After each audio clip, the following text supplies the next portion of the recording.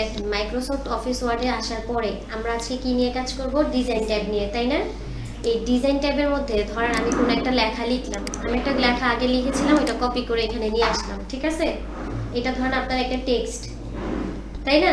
এটা কি সম্পর্কে, বাংলাদেশের লিবারেশন আর সম্পর্কে। এখানে যে কোনো কিছু কি থাকতে পারে। যখন আমরা ডিজাইন ট্যাবে আসছি, সর্বপ্রথম আমরা এখানে দেখতে পাচ্ছি লেফট সাইডে যে থিম নামে একটা কি আছে, অপশন আছে। এবং এইখানে থিমের এখানে দেখাচ্ছে কারেন্ট থিমটা হচ্ছে অফিস থিম। কি থিম? Office theme. দেখা যাচ্ছে কি? এখন আমরা চাইলে এখান থেকে নতুন একটা থিম নিতে পারবো। যখন আমি এখানে ক্লিক করলাম থিমের উপরে, তখন সেখানে আমি দেখলাম প্রথমে আছে অফিস, তারপর কি ফেসেট, গ্যালারি, ঠিক আছে, ইন্টিগ্রাল, লোন বোর্ড, এইরকম টাইপের অনেকগুলো কি অপশন দেখা যাচ্ছে না?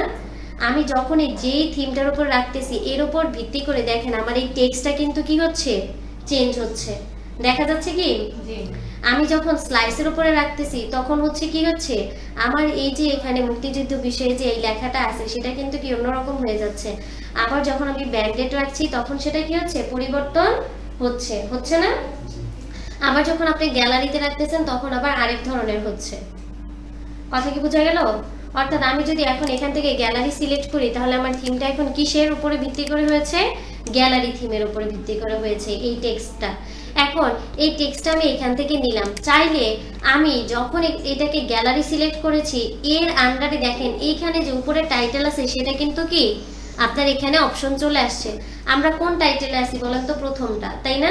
এখানে দেখেন এই যে বক্সের মতো করে সিলেক্ট করা আছে, তার মানে আমার এখানে যে টেক্সট ডকুমেন্টটা আছে সেটা এখানে প্রথম যে টাইটেলটা আছে সেটার এগেইনস্টে কি হয়েছে, সিলেক্ট হয়েছে।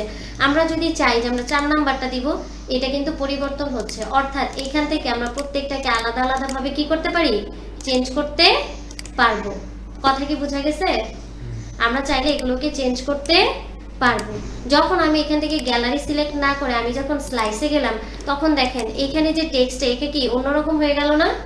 আবার আমি যদি কি এটাকে সিলেক্ট করে আমার প্রথম অপশনটা আছে, আমি যদি এই যে এখন এইটা আছে আমি চাইলাম যে এইভাবে নিয়ে আসতে যাই, তখন কিন্তু এটা থিম আছে গ্যালারিতে, কিন্তু এটা কি টাইটেলটা আমি যেটা সিলেক্ট করেছি ওইটার আন্ডারে আছে।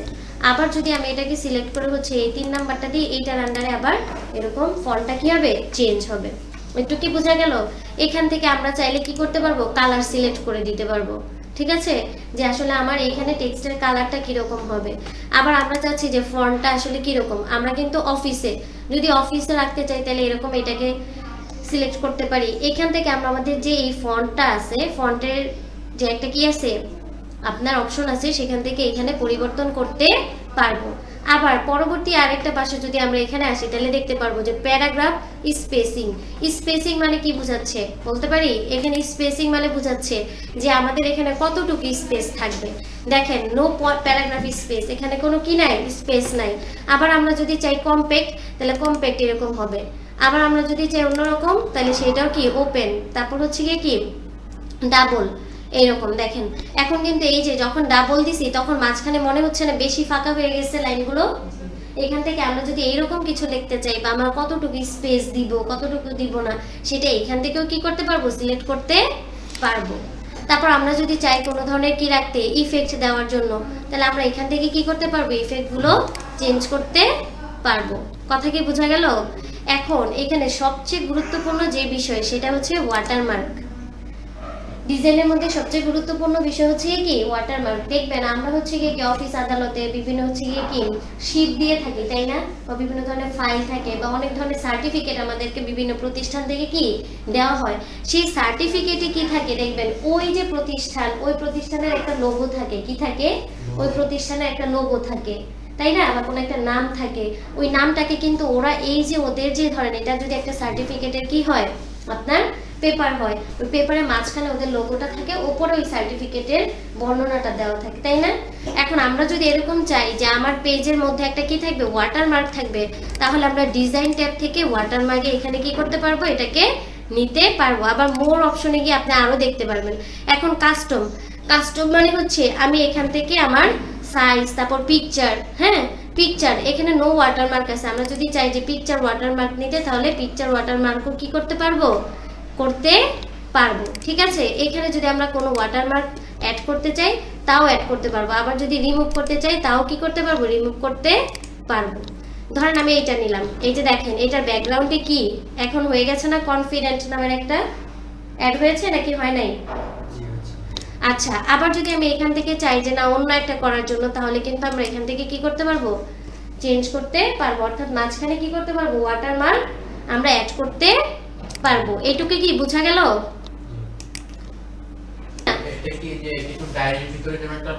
হ্যাঁ হ্যাঁ, লোগো থাকে, একটা কোনো একটা ডিজাইন থাকে, ফ্লাওয়ার থাকে, এরকম থাকে না, এরকম হতে পারে। এখন আমরা ধরেন একটা পিকচার নিলাম, যখন পিকচার ওয়াটারমার্ক নিলাম তখন আমাদের এখানে বলতেছে সিলেক্ট ফটো, কি বলতেছে, সিলেক্ট ফটো। আমরা যখন সিলেক্ট ফটোতে অ্যাড করব তখন আমরা কিন্তু আমাদের এইখান থেকে ব্রাউজ করে কোনো একটা কিছু নিয়ে আসতে পারবো, ব্রাউজ করে নিয়ে আসতে পারবো। ধরেন আমি যদি বাংলাদেশের এই ইয়াটা ইনসার্ট করতে চাই তাহলে সেটাও কি এখানে নিয়ে আসতে পারবো। এখন কি ব্যাকগ্রাউন্ডে বাংলাদেশটা দেখা যাচ্ছে?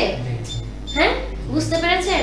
এখন আপনার প্রতিষ্ঠানে যদি কোনো একটা ছবি থাকে আপনি কি এখানে নিয়ে আসতে পারবেন না? হ্যাঁ, দেখবেন যে আমাদের এই যে প্রতিষ্ঠানের যদি একটা ছবির দরকার হয় ব্যাকগ্রাউন্ডে বা কোনো লেখার দরকার হয় তাহলে কিন্তু আমরা এখানে অ্যাড করতে পারবো ব্যাকগ্রাউন্ডে। এইটা মোস্ট ইম্পর্টেন্ট। দেখবেন আপনাকে কোনো একটা অফিসে বা কোনো একটা প্রতিষ্ঠানে থেকে বলা হলো একটা কি করেন, এই লোগো পেছনে থাকবে, উপরে একটা আপনি কি করেন, আপনি একটা সার্টিফিকেশনের কোনো একটা বিষয় লেখেন, বা একটা প্রতিষ্ঠানের কোনো একটা, দেখবেন আমাদেরকে বিভিন্ন প্রতিষ্ঠানে শীট দেওয়া হয়, আর এটা দেওয়ার কারণ হচ্ছে কি কপিরাইট ফ্রি রাখা। এটা দিলে এটা অবশ্যই ধরতে পারবে যে এটা এই প্রতিষ্ঠানের লোগো। যেমন ধরেন আরো, তারপর আরো যে ব্র্যান্ডগুলো আছে, এরা যদি কোনো একটা স্লিপ দেয় দেখবেন এদের পেছনে কি ব্যাকগ্রাউন্ডে ওদের লোগোটা থাকে। এখন সেটা দিয়ে কিন্তু জাস্টিফাই করা যাবে ওদের ওই জিনিসটা অন্য কেউ কি চুরি করতে পারবে, নিতে পারবে? পারবে না। ঠিক আছে, অর্থাৎ কপিরাইট ফ্রি রাখার জন্য আমরা কি করব, এটাকে করে দিব। বুঝে গেল? আচ্ছা, এটা কোন জায়গা থেকে করব, এই ডিজাইন থেকে আমরা করতে পারবো। এখানে রাখবো না, তাহলে যদি আমরা না রাখতে চাই তাহলে রিমুভ ওয়াটারমার্কে দিলে এটা কি হয়ে যাবে, রিমুভ হয়ে যাবে। বুঝা গেল? আচ্ছা, এরপরে হচ্ছে কি পেজ কালার। আমি পেজের কালার কি রকম রাখতে চাই, দেখেন আমি এখান থেকে কালারটাকে কি করতে পারবো, সিলেক্ট করতে পারবো। আপনার মনে হলো আমার পেজের কালারটা কি রাখবো, ব্ল্যাক, আমারটা মনে হলো যে আমি কি রাখবো, এটাকে গ্রিন রাখবো, বা কি রাখবো, রেড রাখবো, বা ব্লু রাখবো, তখন আমরা এই জায়গা থেকে পেজের কালারটাকেও কি করতে পারবো, চেঞ্জ করতে পারবো। অনেক সময় থাকে না, দেখবেন রঙিন পেজ থাকে, রঙিন পেজে আমরা কি বিভিন্ন শীট ফটোকপি বা ইয়ে করি না, প্রিন্ট আউট করি না, তাহলে এই পেজগুলো কি আমরা চাইলে এখান থেকে পেজের কালারটাও কি করতে পারবো, কাস্টমাইজ করতে পারবো। ঠিক আছে, পছন্দ মতো। এরপরে হচ্ছে কি পেজ বর্ডার। পেজের বর্ডারটা আসলে কি রকম হবে, দেখবেন আমার এই যে পেজটা আছে এটার বর্ডারটা এখানে কি নন, নন মানে হচ্ছে কোনো পেজের বর্ডার এখানে নাই। আমরা চাইলে এখান থেকে পেজ বর্ডার বক্স টাইপের দিতে পারবো, শ্যাডো টাইপের দিতে পারবো, আবার কি 3D, অথবা আমরা চাইলে কাস্টমও দিতে পারবো। ঠিক আছে, যদি বক্স দেই, ওকে দেই, তাহলে দেখেন এই চারপাশে যে বক্স হয়ে গেল। বুঝতে পেরেছি? অনেকগুলো পেজ দেখবেন এইরকম ফরম্যাটে কিন্তু সাজানো থাকে সুন্দর করে। বিশেষ করে আমরা যখন কোনো একটা কি সার্টিফিকেট দেখি বা কোনো একটা প্রতিষ্ঠানের কোনো ধরনের কি দেখি, ট্রান্সক্রিপ্ট দেখি, তখন কিন্তু এরকম কি থাকে, বক্স আকারে সুন্দর করে সাজানো থাকে না? অথবা ফটো ফ্রেম দেখছেন না অনেকে, ফটো ফ্রেমগুলোতে দেখবেন একটা কি থাকে, বর্ডার থাকে।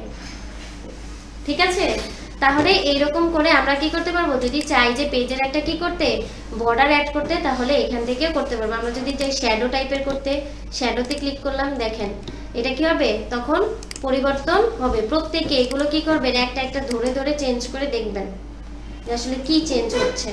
ঠিক আছে, এটা কিন্তু পুরো ডিজাইন ট্যাবের কি আমাদের কাজ ছিল। ডিজাইন ট্যাবের পরে আমরা আসলাম লেআউটে। লেআউটের বিষয়টা হচ্ছে আমার এই যে পেজটা আছে এই পেজের আসলে আমি কি এটাকে কিভাবে সেট আপ করতে চাই বা কিভাবে কি সাজাতে চাই সেটা। যেমন দেখেন সর্বপ্রথম আসতেছে মার্জিন। কি আসতেছে, মার্জিন।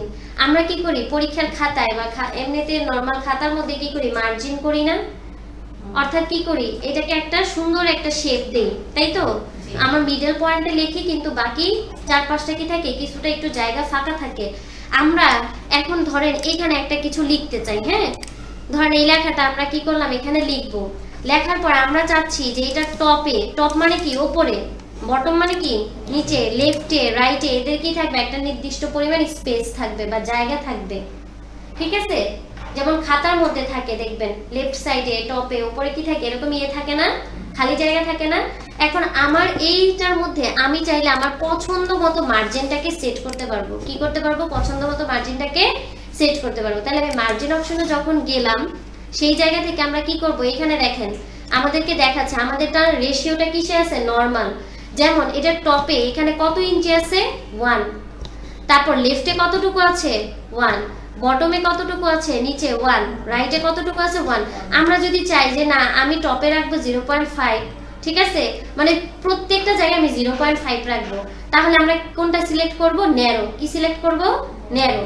তাহলে আমরা এই যে ন্যারো দিলাম। এখন দেখেন এইটা দিয়ে কি বোঝাচ্ছে জানেন, আপনি উপরে নিয়েছেন 0.5, লেফটে নিয়েছেন 0.5, রাইটে নিয়েছেন 0.5, আবার এই যে এই পেজটা যখন লেখাটা শেষ হবে এখানেও কতটুকু স্পেস থাকবে, 0.5। এইটুকুতে কার কোনো সমস্যা আছে? এখন আমরা যদি চাই যে এখানে ডিফল্ট যেগুলো দিছে সেগুলো না, আমি হচ্ছে কি চাই, কাস্টম করতে চাই। যেমন আমি হচ্ছে এখানে মডারেট দিলে কি এটার একটা মডারেটের যেটা আছে সেটার একটা নিজস্ব কি আছে, রেশিও আছে। টপে থাকবে 1, বটমে থাকবে 1, মানে উপরে এই যে উপরে থাকবে 1, নিচে থাকবে কি 1। লেফটে হচ্ছে দেখেন 0.75, এই জায়গাটা একটু কি কমে যাবে, রাইট সাইডে আবার এই জায়গাটা একটু কি হবে, কমে যাবে। কিন্তু এখন আপনার মনে হইলো যে আমি আমার পছন্দ মতো দিতে চাই, তখন আমরা কোথায় যাব, কাস্টম মার্জিনসে যাব। এখানে যে আপনি চাইলে এখানে 10ও দিতে পারেন, এখানে কত দিতে পারেন, বটমে 10ও রাখতে পারেন, 5 রাখতে পারেন। এটা আপনার উপর কি হবে, ডিপেন্ড করবে যে আমি উপরে কতটুকু স্পেস দিতে চাই, নিচে কতটুকু দিতে চাই।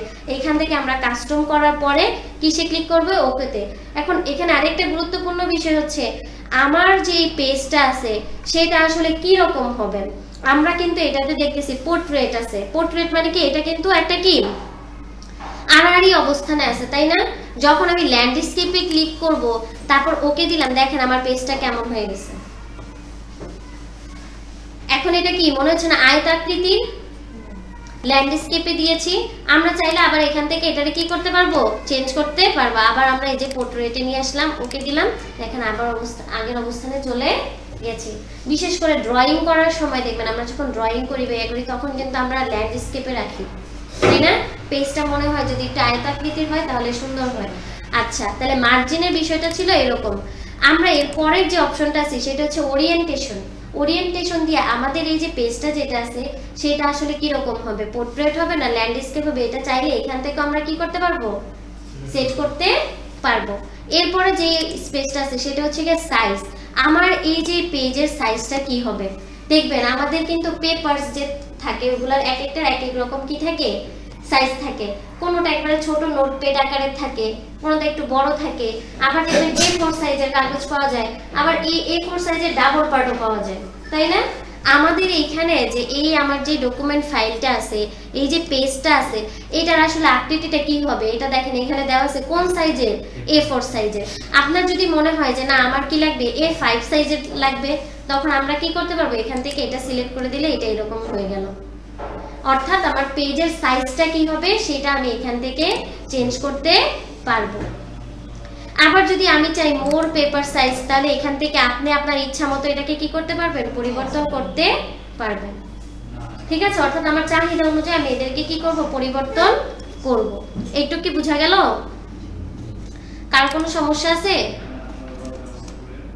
দেখি পত্রিকা, খবরের কাগজ দেখবেন এটার আলাদা আলাদা কলাম আছে, কলাম থাকে না, আলাদা আলাদা কলাম। এই পাশে একটু লেখা, মাঝখানে একটা লেখা, এই পাশে একটা লেখা, 3টা 4টা 5টা কলাম থাকে।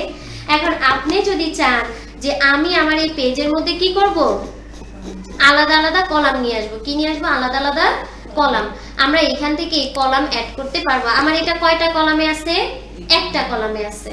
আমি যদি চাই এটাকে 2টা ভাগে ভাগ করতে, তাহলে এই পাশে, এখন এই পাশে কিন্তু আরেকটা খালি জায়গা তৈরি হয়েছে ডান পাশে, দেখছেন? আমি এই লেখাটা একটু ছোট বলে, হ্যাঁ, মানে এখানে যদি আমি খুব বড় একটা কিছু লিখি তাহলে বোঝা যাবে ভালো করে। আমি আমার এই যে পেজটা আছে এই লেখাটাকে 2টা সেকশনে ভাগ করব। কয়টা? 2টা সেকশন বা কলামে। আমি কলামে গেলাম, এখান থেকে 2তে দিলাম। এখন দেখেন তো এই পেজটা কি কয়টা কলামে ভাগ হয়েছে, কয়টা কলামে ভাগ হয়েছে, 2টা। লেফটে একটা লেখা আছে, আবার রাইটে একটা আছে। এইটুকু কি বোঝা যাচ্ছে? আপনি যাচ্ছেন 3টা করতে, তাহলে এখান থেকে কি করেন, 3 দেন। এখন কয়টা পার্টে ভাগ হয়েছে, দেখবেন পত্রিকার মধ্যে কিন্তু এরকম আলাদা আলাদা কলাম থাকে। তাহলে ওনারা কিভাবে করে এগুলো বলেন তো? ওনারা কিন্তু এইভাবেই করে, তাই না? আবার দেখবেন আপনাদের কোশ্চেন থাকে না, এমসিকিউ পার্ট থাকে না, এমসিকিউর মধ্যে দেখবেন যে দুইটা পাশে প্রশ্ন থাকে, তাই না? বা তিন পাশেও প্রশ্ন থাকতে পারে, এরকম হয় তো নাকি? এগুলা কিন্তু আপনাদের জন্য অনেক বেশি জরুরি, এগুলা জানা, এগুলো করা। আর আপনি শুধু যাচ্ছেন শুধু লেফট সাইডে থাকবে, শুধু রাইট সাইডে থাকবে, আপনি চাইলে এখান থেকে কাস্টমও করতে পারেন, ঠিক আছে?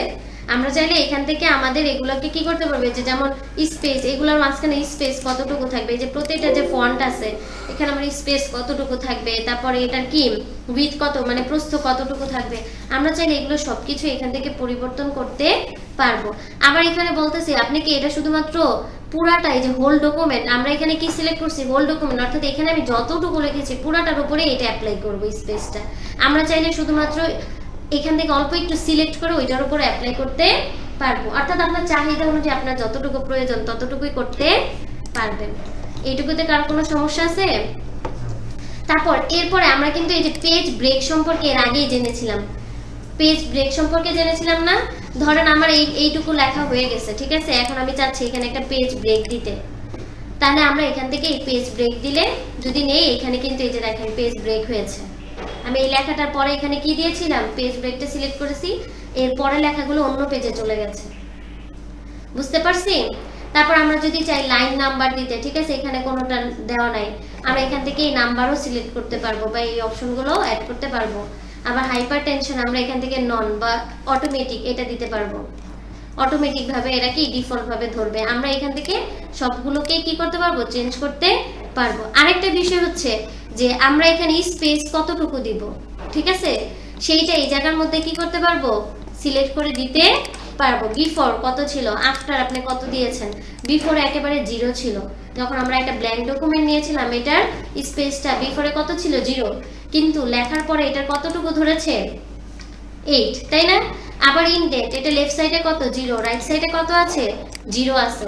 তাহলে এইখান থেকে এই যে অপশন যতগুলো দেখানো হলো সবগুলো আমরা কি করব, একটা একটা করে ধরে প্র্যাকটিস করব। একটু কি বোঝা গেল?